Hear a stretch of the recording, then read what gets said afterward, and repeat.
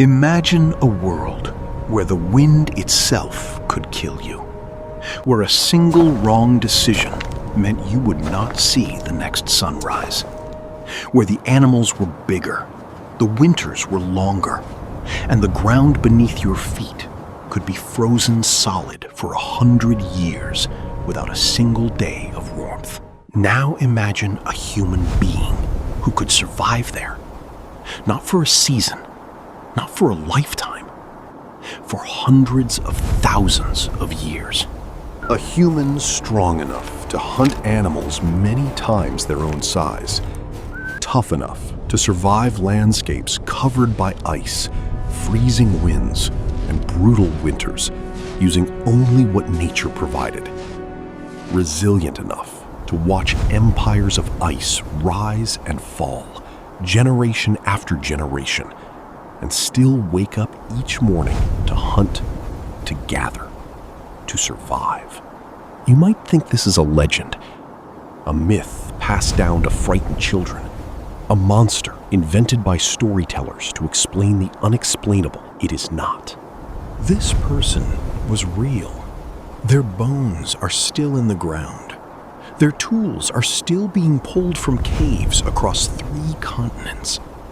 Their blood, in a very real and measurable way, is still running through the veins of people alive today.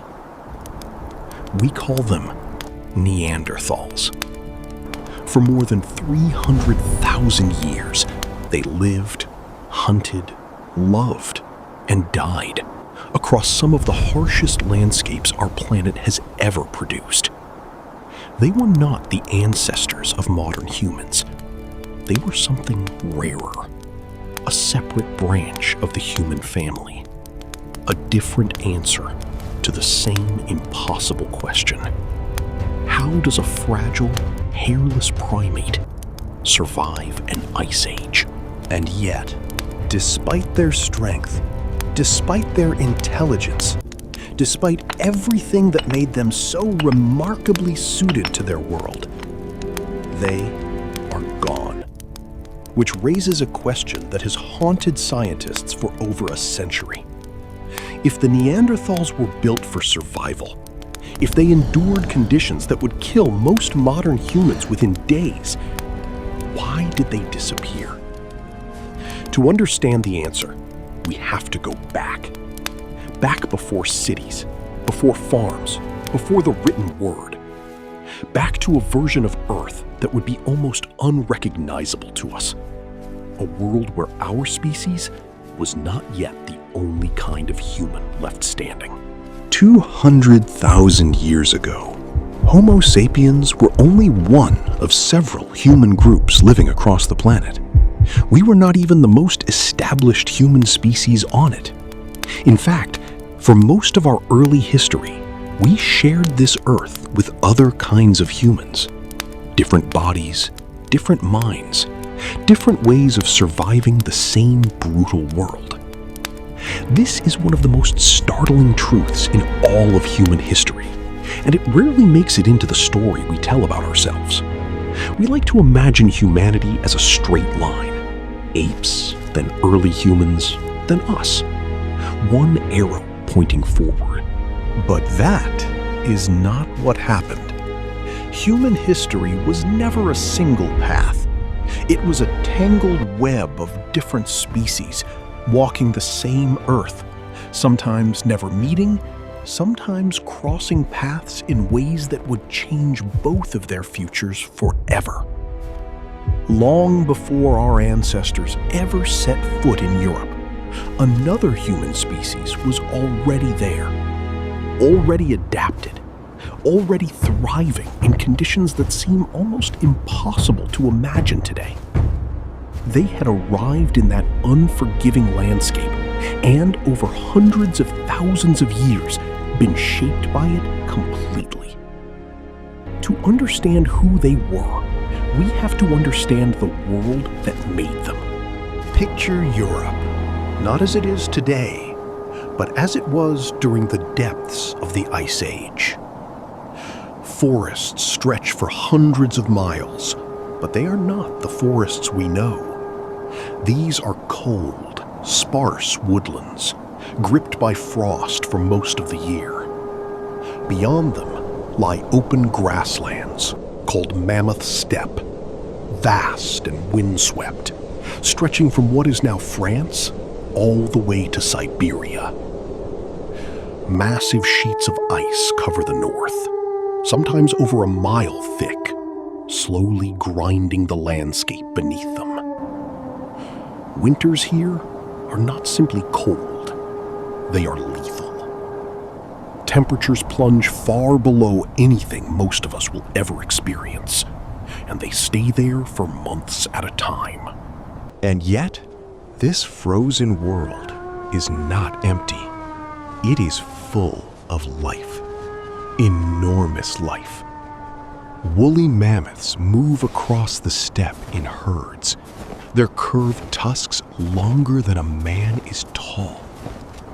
Woolly rhinoceroses graze nearby, armored in thick hide and matted fur. Giant deer with antlers spanning 12 feet wide navigate the forests. Cave bears, larger than any bear alive today, hibernate in the same caves that early humans used for shelter. And moving silently through it all are cave lions, apex predators, built to kill prey far larger than a single human being. This is the world that shaped the Neanderthals. Not a world they simply endured, a world that built them. Every part of their body, their behavior, their society was shaped by these conditions. This was not a species clinging to survival at the edges of a hostile planet. This was a species that had mastered one of the most extreme environments in human history. To understand how, we need to look closer, much closer, at the body itself. If you stood next to a Neanderthal, the first thing you would notice is not their face, it is their build. Shorter than the average modern human, but powerfully, unmistakably strong. A barrel-shaped ribcage, wider and deeper than ours, built to hold larger lungs for processing enormous amounts of oxygen. Shoulders broad and thick with muscle. Forearms dense with the kind of strength that comes not from a gym, but from a lifetime of physical labor, beginning in early childhood. Their bones tell the story in remarkable detail. Neanderthal skeletons show bone density and muscle attachment points far beyond what we see in modern humans. Their anatomy suggests levels of physical strength and robustness rarely seen among modern humans. Their bodies were shaped through hundreds of thousands of years of evolution for strength and endurance in demanding environments. Their limbs were shorter relative to their torsos, a trait shared by many populations adapted to cold climates today. Shorter limbs mean less surface area exposed to freezing air, which means less heat lost to the environment. Every inch of their anatomy was, in some way, a response to the cold. Their noses were larger and more prominent than ours, which may have helped warm and humidify frigid air before it reached their lungs. Their brains, remarkably, were on average slightly larger than those of modern humans, though brain size alone tells us little about intelligence. What mattered was how that brain was used. But we have to be careful here. It would be easy to tell this story as though Neanderthals were simply superior, stronger, tougher, better built than us in every way. That is not accurate, and it is not the story science actually tells. Neanderthals were not universally better than modern humans. They were specialists. Every advantage their bodies gave them in the brutal cold of Ice Age Europe came with a cost. Their powerful, dense frames required enormous amounts of energy simply to function. Some estimates suggest an adult Neanderthal may have needed thousands more calories a day than a modern human of similar size, just to keep that furnace of muscle and bone running. In a world of abundant, reliable food, that would be a burden. In their world, a world of migrating herds, harsh winters, and unpredictable seasons, it was the price of power. They were highly specialized survivors, adapted to the challenges of their world, and for hundreds of thousands of years, they won that battle again and again. For a long time, we did not give them credit for it. If you grew up hearing the word Neanderthal, you probably absorbed an image without ever choosing to. A hunched, grunting brute, low intelligence, barely more than an animal wearing human skin. The word itself became an insult, a shorthand for stupidity. This image is not just unfair, it is wrong. And it says far more about the biases of early science than it does about the people it claims to describe. Some of the earliest reconstructions of Neanderthals, created over a century ago, were based on a skeleton that turned out to have severe arthritis, which distorted its posture. Scientists at the time, already primed to see Neanderthals as primitive, interpreted this individual's hunched, twisted frame as typical of the entire species. The image stuck for generations, long after it had been scientifically discredited. The truth, as modern archaeology has revealed piece by piece, is almost the opposite of that old caricature. Neanderthals crafted sophisticated stone tools using techniques that required planning, foresight, and real technical skill.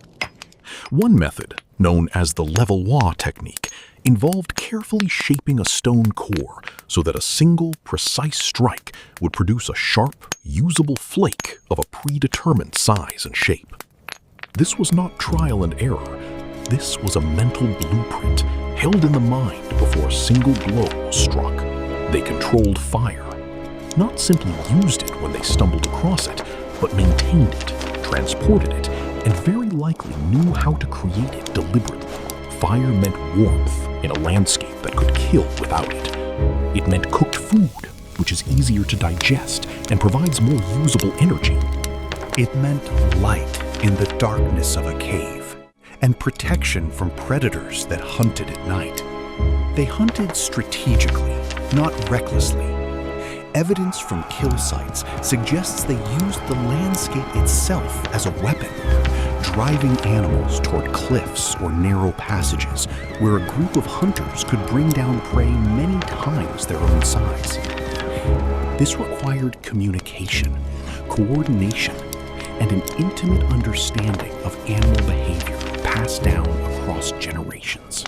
They adapted their clothing and shelter to their environment, using animal hides prepared through careful processing. They occupied caves in ways that suggest organized use of space, with different areas set aside for different activities. None of this is the behavior of a mindless brute.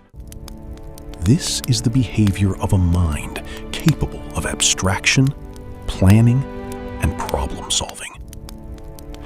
The old image of the Neanderthal was never really about them at all. It was about us, and our need to believe that we were always destined to be the only ones who mattered. But the more we learn, the more that old story falls apart.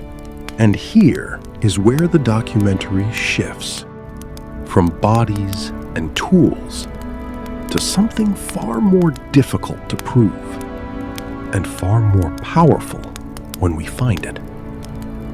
Evidence of feeling. At a site called Shanidar Cave in modern-day Iraq, archaeologists uncovered the remains of a Neanderthal man who lived to what was, for his time, an extraordinary age. His skeleton shows a lifetime of severe injury. A crushed eye socket, a withered, likely amputated arm. Evidence suggesting partial deafness and significant mobility problems. By any measure of pure physical survival in that world, a man with these injuries should not have lived long. He could not have hunted effectively. He may not have been able to fully care for himself. And yet, he survived for years, possibly decades after sustaining these injuries. That is not possible without help. It suggests powerfully that someone fed him, someone protected him, someone in his community decided that his life mattered enough to sustain, even when he could no longer contribute in the ways survival usually demanded. This is not proof of a single sentimental moment. Scientists are careful, and rightly so, not to overstate what one skeleton can tell us.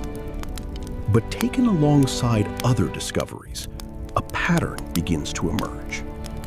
Multiple Neanderthal remains across different sites show signs of healed injuries and illnesses that would have required sustained care to survive.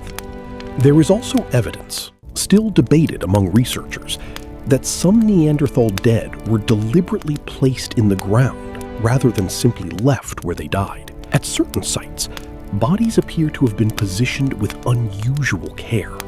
What this behavior meant to the people who performed it, whether it reflected grief, ritual, belief, or something we don't yet have a word for, remains one of the most fascinating open questions in the field. What we can say, with real confidence, is this: Neanderthals were not simply bodies moving through a hostile world on instinct alone. They were beings capable of forming bonds strong enough to justify enormous personal sacrifice. They cared for their old. They may have mourned their dead. They lived inside relationships, not just inside survival. They were not just powerful, they were people. For hundreds of thousands of years, this was their world, and they were its masters. But that world was about to change in a way nothing in their long history had prepared them for, because another kind of human was coming. Sometime after 100,000 years ago, small groups of Homo sapiens began moving out of Africa and into territory Neanderthals had called home for longer than any of us can easily comprehend. Over tens of thousands of years, our ancestors pushed further into Europe and Asia, into the valleys, the caves, the hunting grounds that had shaped Neanderthal life for millennia. What happened when these two kinds of humans met? For a long time, popular imagination answered with a simple story: a war between species, one superior, one doomed. Modern humans, clever and adaptable, sweeping aside a slower, more primitive rival. The real story, as far as science can currently piece it together, is far stranger and far more intimate than that. We now know, with certainty written directly into our DNA, that Neanderthals and modern humans did not simply compete. In some times and places, they had children together. Today, most people whose ancestry traces outside of Africa carry Neanderthal DNA in their genome, typically somewhere around 1 to 2%. It is a small number, but it is not nothing. It shows up in genes related to skin, hair, immune response, and even, in some studies, how certain people process pain or experience mood. Some of that inherited DNA may have helped early modern humans adapt more quickly to new, unfamiliar environments outside of Africa, benefiting from adaptations Neanderthals had already spent hundreds of thousands of years refining. This tells us something remarkable. These were not two species so different they could never connect. At some point, in some cave, on some cold night we will never see or fully understand, a Neanderthal and a modern human looked at each other not as strangers from different worlds, but as something close enough to share a life with. Did they also compete for the same limited resources? Almost certainly, at least in some regions and time periods. Did violence ever occur between groups? It's possible, though direct evidence of large-scale conflict is limited. Did knowledge and technique pass between them, each learning something from the other's very different way of surviving? Many researchers believe this is likely, though hard evidence is difficult to pin down.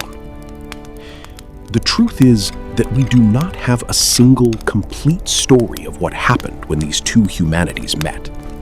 We have fragments, bones, tools, and the quiet testimony written into our own genetic code. From those fragments, we can be confident of this much. The boundary between them and us was far more porous than the old, simple narrative ever allowed. And not long after that meeting, across an enormous stretch of time and geography, the Neanderthals were gone. Why? This is the question that has occupied scientists for well over a century, and it remains, even now, without a single definitive answer. What we do have is a range of serious, evidence-based explanations, and most researchers today believe the true answer was not one cause, but several, working together over thousands of years. Climate instability is one major factor. The Ice Age was not a single, unchanging period of cold. It was marked by dramatic swings, sudden shifts in temperature and ecosystem that could transform a landscape within a few human generations. A world built around mammoth herds and specific hunting grounds could become unrecognizable, forcing populations to adapt again and again, or fail. Population size is another crucial piece of the puzzle. Genetic evidence suggests Neanderthal populations were relatively small and scattered compared to the growing numbers of modern humans spreading across the same territory. Small populations are more vulnerable. They have less genetic diversity, which can make them more susceptible to disease and less resilient to sudden environmental shocks. Some genetic studies even suggest signs of inbreeding in certain late Neanderthal populations, a sign of groups becoming increasingly isolated and fragile. Competition for resources likely played a role as well. As modern human populations expanded across the same landscapes Neanderthals had occupied for hundreds of thousands of years, both groups would have been drawing on the same herds, the same shelters, the same limited resources during hard seasons. Even without direct conflict, sustained pressure on shared resources can slowly tip the balance between two populations competing to survive. There is also the interbreeding itself. In some interpretations, as Neanderthal populations became smaller and modern human populations grew larger, ongoing interbreeding may have gradually absorbed Neanderthal lineages into the expanding modern human population, rather than ending them through conflict or replacement alone. And there may have been other pressures we are only beginning to understand. Possible disease exposure from new populations, subtle differences in how efficiently each species could extract calories from a shrinking landscape. The compounding disadvantage of Neanderthal bodies requiring significantly more energy to sustain, in an era when energy itself was becoming harder to find. No single explanation fully accounts for what happened. Scientists continue to debate the weight each factor carried, and new discoveries continue to reshape the conversation. What nearly all researchers agree on is this: the disappearance of the Neanderthals was not a simple defeat.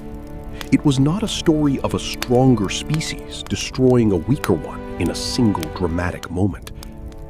It was a slow, complicated unraveling, shaped by climate, biology, chance, and possibly the very intimacy between two human species that also connected them. Somewhere, in a valley we will never be able to name, there was a last generation of Neanderthals. They did not know they were the last. They woke as their parents had, and their parents before them, stretching back farther than any of us can truly hold in our minds. They gathered around fires that pushed back a darkness that had swallowed countless nights before theirs. They hunted, they cared for their children, they tended to the old and the injured among them, just as their ancestors had for hundreds of thousands of years. They looked up on clear nights at the same stars we still look up at today. They had no way of knowing that their world, the only world they had ever known, was quietly closing around them. That the rhythms of migration, birth, and survival that had sustained their people since before the memory of any living thing were slowing, faltering, and finally, somewhere, stopping. There was no final battle, no single last stand.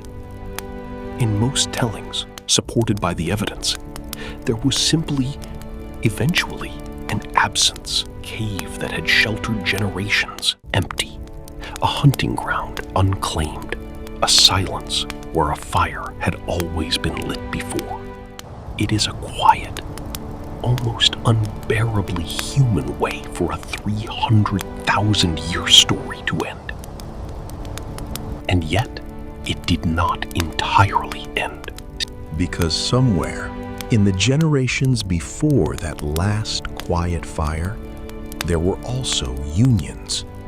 Children born between two kinds of human, who, against every expectation of what a species boundary is supposed to mean, found something in each other worth building a life around. That legacy did not disappear. It is written into the DNA of people alive on every continent outside Africa right now. In you, perhaps, if your ancestry traces outside of Africa. A small fraction of your genetic code, 1 to 2%, tracing back to a species we spent over a century dismissing as brutish, primitive, and lesser. They were not lesser. They were strong enough to master an ice age. Intelligent enough to plan, to build, to solve problems their environment threw at them for hundreds of thousands of years. Compassionate enough to keep the broken and the elderly alive, long after pure survival logic would have abandoned them. They were not a failed draft of humanity, discarded on the way to something better. They were a complete, successful, deeply human story in their own right, one that simply ended differently than ours has so far.